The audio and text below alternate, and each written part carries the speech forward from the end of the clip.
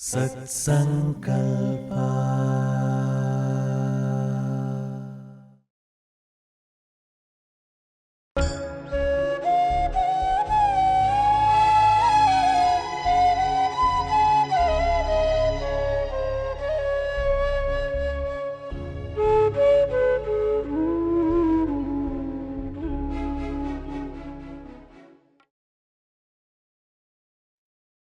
So let's talk about manuscripts now. In the Vedic tradition, things were conveyed orally, not by writing, orally. So there, I've seen some articles where they said, oh, before 3,000 years or something like that, they didn't know how to write. That's ridiculous. That's totally ridiculous. Okay. It's not true. It's not that they didn't know how to write, but they realized that the oral tradition is better than the written tradition. You say, why? Why is that? You've heard of the story. If you go to uh, Badrinath, if you go on a Tirthi Yatra to Badri, there is a little small village called Mana, which is on the border of India and Tibet. That's the last village actually in India, according to the current political boundaries.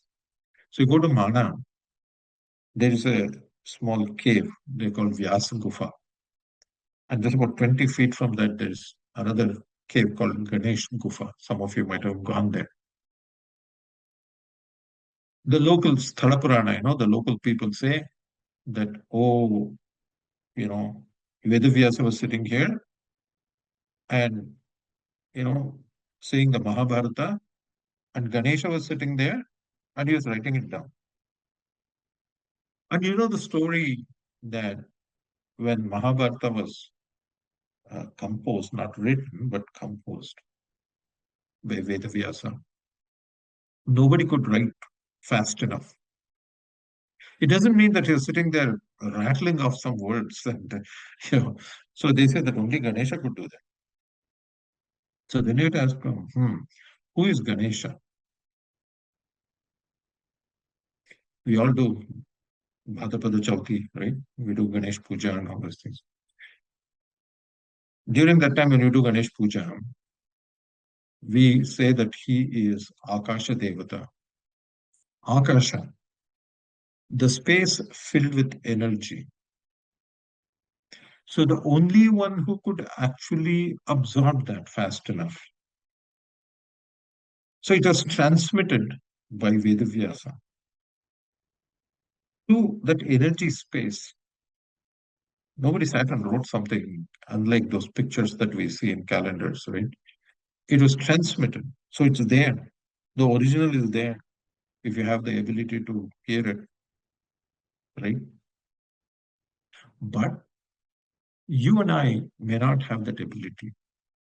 So at some point, people start saying, maybe we should write it down. Now, if you look at a manuscript, and I'll show you some pictures of it, we have processed thousands of manuscripts. Each manuscript, I tell my people who do the hands-on work, I said, handle this very, very carefully. Not just because it's ancient and it's some of them are brittle and so on. Look at the person who wrote that. Think of that person who actually wrote it.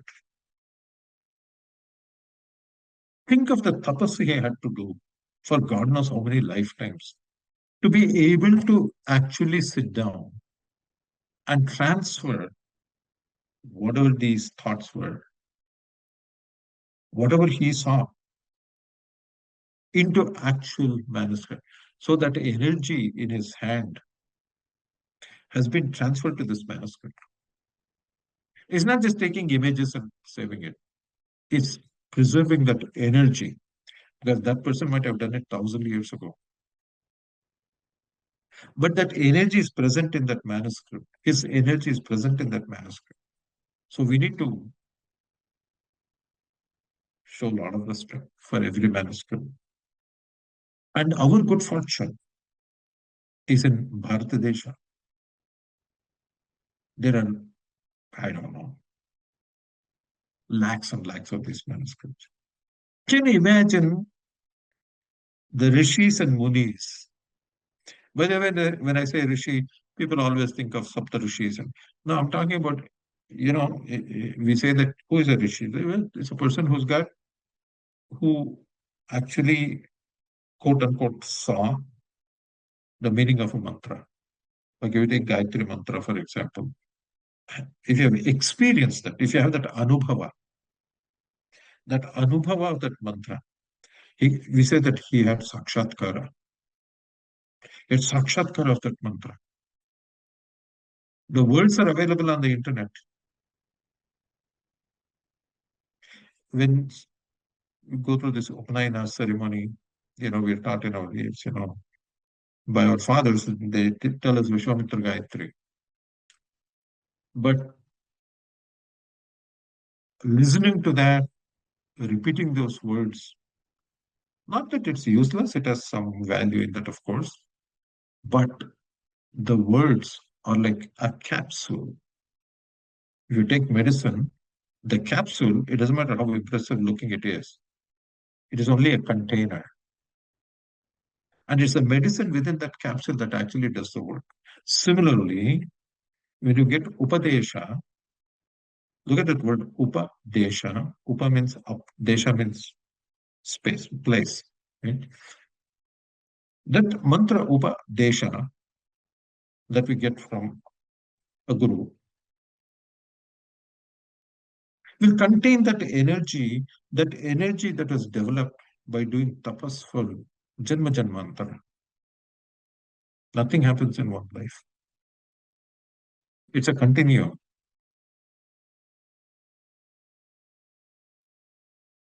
Imagine how great these manuscripts are. What a shame. What a shame if you look at a manuscript and just because you cannot read it, you say, it's worthless, you cannot read it, and throw it in the river. Thousands of manuscripts have been thrown in the river. Not thousands, maybe more. You say, hey, what's the point? You cannot read this thing. But it has that energy, right? Why throw it in the river? So I was told in 2005 by my guru, by the way, I'll just mention his name because I should do that. It was Dr. Bananja Govindacharya was his name. He moved on, passed away roughly 2.5 years ago. A great Vedic scholar, and he told me in 2005, he said, what good is all your engineering and technology if it cannot say what is important for us? And us being mankind, not any group or any small set of people or something like that. So that hit me very hard because uh, I was going all over the world giving talks and all these things. And I took a step back and I said, actually, he's right. What am I doing? Okay, I design some paper, do some random thing, do some research, publish a paper. After 5 years, 10 years, nobody even reads that thing. They forget about it. They move on, right? But ours is Sanatana, it's eternal. So I better spend my time and energy. So I started focusing on this while doing my day job. So these manuscripts, I found out when I started looking into it carefully, there are three different parts to it. One is the medium on which it is written, and in the southern part of India, mainly because along the coastal region there are a lot of palm trees and so on. They used to use dried palm leaves. So take a palm leaf, they dry it, and to quote unquote write, they didn't actually write. They took a sharp metal object and they engraved it actually. So the so-called writing was holding the thing like this and writing like this, right? Amazingly, you can look at this palm leaf that may be only about this tall. Width depends, we have seen from 6 inches to almost 2.5 feet. So the engraving, that's it. And you know what is amazing is that in all these manuscripts that I have seen, there's hardly, you cannot erase it. Once you engrave it, it's done, right? I would say that hardly ever they had to correct anything. They wrote it right the first time. Imagine that. Imagine that. So they engraved it, they put some vegetable ink and wiped on that so that it provide the contrast. And so those are the manuscripts we have today. We have manuscripts on Puranas, the 18 Puranas, the Itihasa, Mahabharata, Ramayana, Pancharatra, and the Vedas themselves. And then there's Vyakhyanas, so that is commentaries by great people on all of these things, right? We need to preserve all of these things. We have to. So the government of India created a national manuscript mission. They have digitized hundreds of thousands, but that is not archiving. So at this point, I want to I want you to see a small video that we had made. So if you don't mind, can you please play that video? I'll keep talking, but please play the video if you don't mind. This NanoArc Corporation is a company, startup company I started in 2008. Is there a work? So the thing is that if you put paper, you know what happens in fire, right? It gets burned. People put things on microfilm, but that also gets burnt in fire. Fire and water are the two main problems for us, right? So we came up with a technology called wafer fish. I'll explain that in detail later. I just want you to see what happens. See, he's taking that wafer fish out of the fire after being in the fire for a long time. He just puts soap and water, washes that,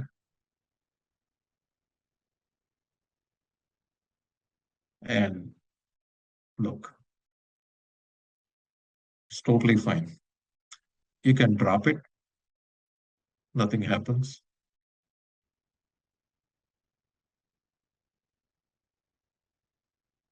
And the thing is that and you can read this thing. So basically, one problem is that in this technology, we actually you have to zoom in to read that because on one wafer, 1/6-inch silicon wafer, we have many hundreds of manuscripts, right? But it can be easily read. As you can see, it's very clear, right? This is actually from a wafer fish, right?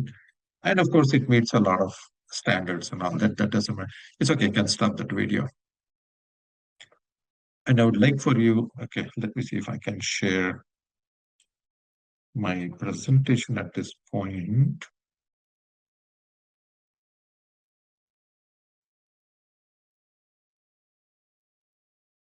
I assume that you can see it. Yeah, we can see. Okay.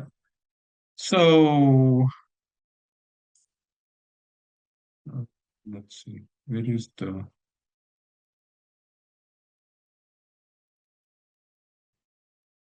just give me 1 second.